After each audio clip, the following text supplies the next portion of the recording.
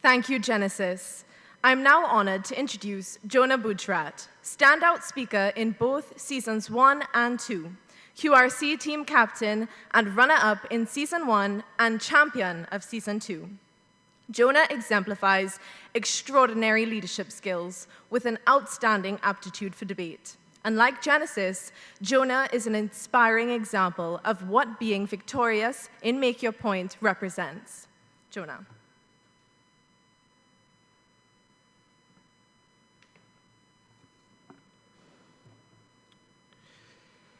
Your Excellency, Mrs. Christine Kangaloo, First Gentleman of the Republic of Trinidad and Tobago, Mr. Kerwin Garcia, and all other specially invited guests, I issue to you a hearty good morning on this auspicious occasion.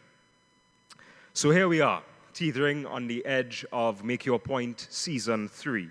I'm certainly glad to see that a program that was forged with such a noble purpose from its inception has gained such traction.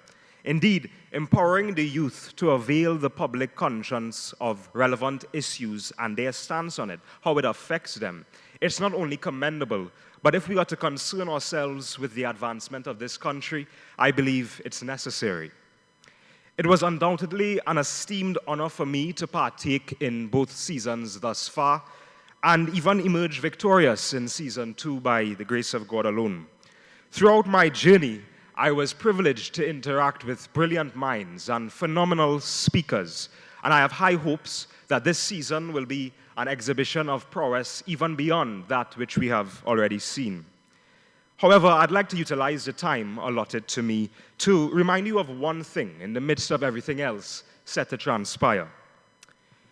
Notably, perhaps my most memorable takeaway from my Make Your Point experience was actually derived from much of what occurred behind the scenes.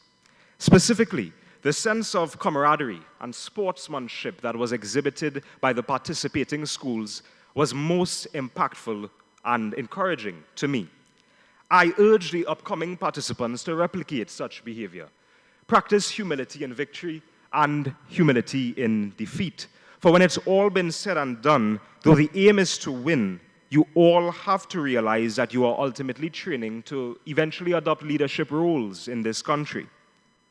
Most unfortunately, the template we have of politics on a global scale is one that prominently features a whole lot of meritless mudslinging, aspersion casting, and self-promotion. Therefore, it is imperative that we, the youth, do not follow this template, but instead create and follow our own. When we debate, we must not be concerned with our own glorification, nor the denigration of others, but with only the pursuit of truth. I beseech you to keep in mind this nugget of wisdom. Ephesians 6 and 12 says, "We wrestle not against flesh and blood, but against principalities and powers and wickedness in high places." Thus, the person you debate is not your enemy. In fact, I'd argue that you have no enemies in the flesh.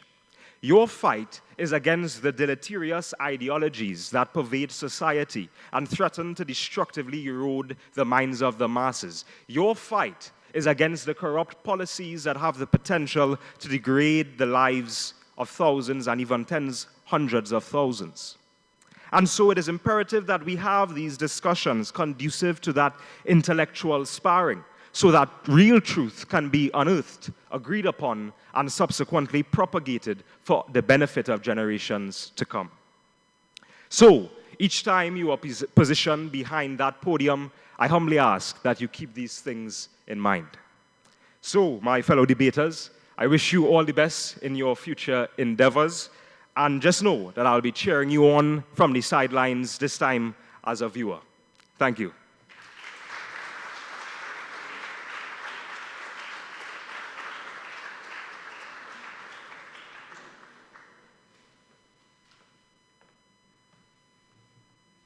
Thank you, Jonah.